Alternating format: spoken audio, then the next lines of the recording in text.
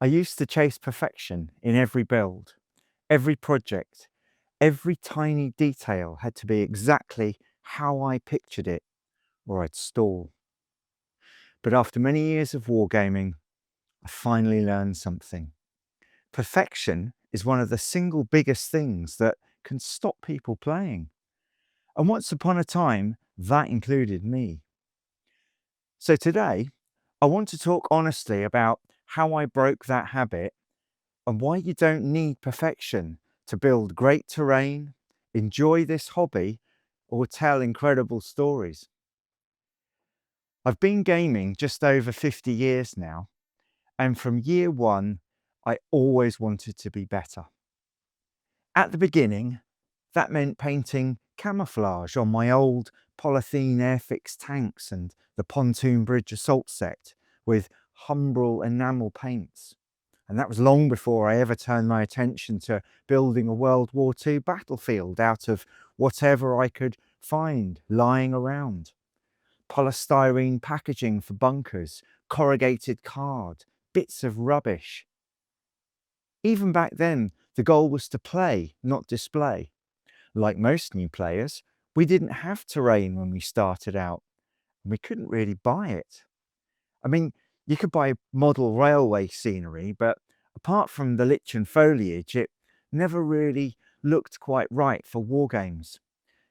And even if it had looked right, I just couldn't afford the vision in my young brain. So I set about making do. And my friends, they were absolutely fine with that. And this applied to the figures as well as the terrain. I became known as someone in my group who was good at painting and good at making terrain. But when I look back at some of those older pieces, it's not that they were particularly good. The difference was simply that I'd tried, and that mattered. When I suggested to my friends they could do the same, some of them told me, well, they didn't have the skills. But others had a go. They began their own path into model making and figure painting, and it turned out their first efforts looked a lot like my first efforts, proving to them that I actually wasn't that much better. But I could show them how to improve because I'd already done some of their mistakes before they got there. Back then, I tried explaining something that still rings true today. If it doesn't turn out like you planned, don't worry. Play it anyway. After the game, adjust it.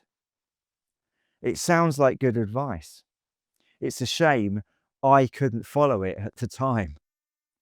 So I've shown some examples on the channel before, like the Anaconda speeders I built in the late 80s and never properly finished until 2024 because I got disillusioned with the way they were turning out.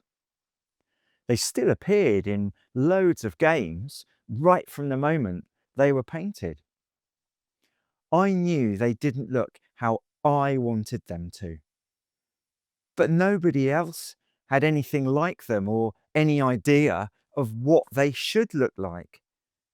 So they got used a lot. People seem to absolutely love them. I still see the flaws, but that's the trick. I see them, not you. And that's where I finally started to realize that perfection isn't the point. Because even when they weren't ready for me, they were ready enough. But I'll be honest, it was still hard for me to stop worrying about whether things were finished enough. Not because I wanted perfect display pieces, but because the whole point of creating these things is to chase the suspension of disbelief. I wanted to make the table immersive enough so that players don't have to imagine as much. I want them to lose themselves in the game and in the narrative. And that's the key tension for me. I cared deeply about what we play on, and too often it was to the point that it prevented us from playing. Now, I do have a close attention to detail. I notice things, comment on them, and explain how I'll do it better next time. And I think that's one of the reasons why I get called a perfectionist. But when I compare my builds to some of the stuff I've seen online, mine are often pale by comparison because my builds are a bit tatty, often not quite finished, sometimes cobbled together, and occasionally, literally just a proof of concept. But that's probably all in my mind. Take the cardboard skyscraper, for example, the one that I made from corrugated cardboard boxes.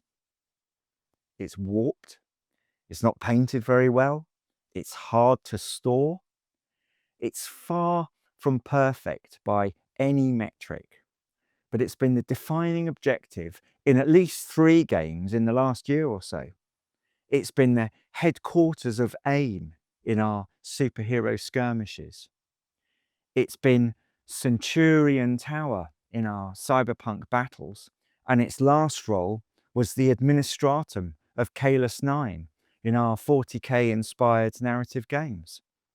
It's done its job, it's played its part, and it will continue to do so until one day I replace it with this modular approach that's on the bench right now.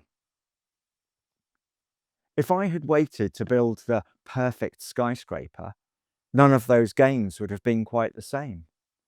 And my modular build would not be guided by a play-tested piece. Now, let's talk about the opposite example.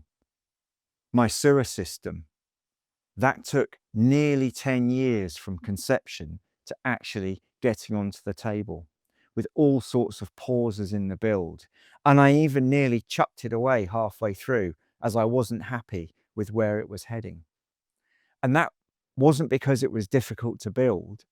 It was because I was being a perfectionist about it. I don't regret building it now. It's a lovely, useful set of terrain. But I absolutely wish I'd played on it sooner before it was finished, because I might have altered the build or the finish. And there's so much out there now that I could build it from, much faster, much cheaper maybe, much easier. And I exhausted myself trying to get it right. I learned a harsh lesson there. You have to strike a balance between living in the moment and building that awesome terrain. It's better to do a bit of both.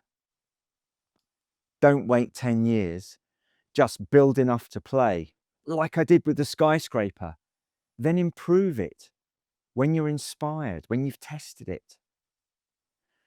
Let's talk about something very practical. Wargaming tables are seen generally from about 6 feet away. No one is kneeling down with a magnifying glass. Even players who take close-up photos, usually they understand what they're looking at. It's a game in progress. Being playable matters far more than being pristine. Things are going to get handled. They're going to get dropped. Narrative games thrive on atmosphere, not accuracy. Your story doesn't care if the door frame is a few millimeters off. Your players won't notice a join if you hide it with a piece of scatter terrain. I do the same all the time, like with the Mars cliffs where the joins didn't quite line up. Not because I'm lazy, but because I only have so much time. So I've learned to try and focus on what actually makes a difference. Listen to some constructive feedback, let a few things go. Now let's go back to what I said near the start, why trying matters more than being perfect. The fact that you've tried at all does 3 things. First, it will be recognized. People appreciate the effort, and that will warm your heart. Next, It might inspire others to try. Beginners need to see that it's doable. And third, it enriches not just your game and the next one, but also the next build, because everything you learn from the attempt, including playing on it, gets carried forward. Every wrong cut you make on a project becomes the right cut next time. And so now, the practical hobbyist angle. Let's be honest, we've all got limited time, we've all got limited energy, and we've all got loads of projects. So I've learned, if it's 80% good, it's 100% ready for the table. That last 20% of polish is optional. It's nice to have, but it's not required for fun or immersion or storytelling or play. So now, what keeps me moving forward when I'm critical of my work is simple. I know that if it goes wrong, I'll know what to do differently next time. Every piece teaches the next one. So I thought long and hard about all this before I recorded it. I thought about why I'm documenting it and why I'm asking you to listen to all this.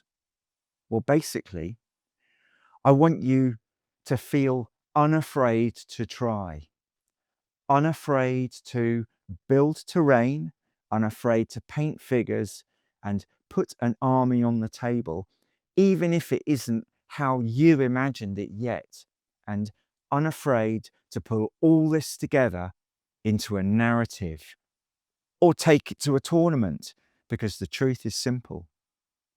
We play games to have fun, not to chase perfection. And for me, now I have finally learned always to choose momentum over polish. Thanks for watching.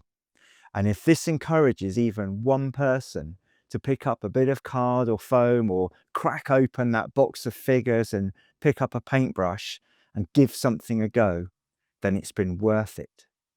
And with that, I'll see you on the battlefield.